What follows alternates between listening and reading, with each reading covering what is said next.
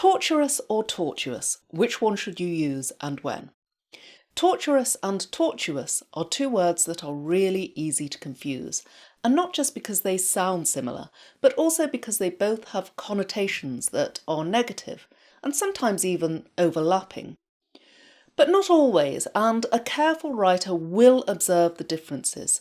So here's how you can remember the difference so you always pick the right word.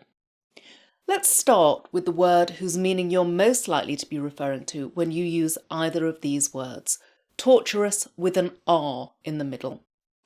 Torturous means exactly what it sounds like, relating to torture. So you might say, the fruit pickers worked all day in the torturous heat. In other words, the heat was painfully uncomfortable for the workers.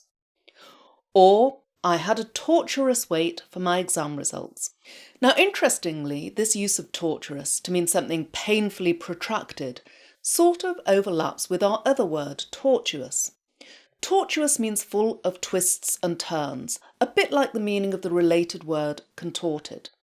For example, we took a rather tortuous route through the city, but we got there eventually.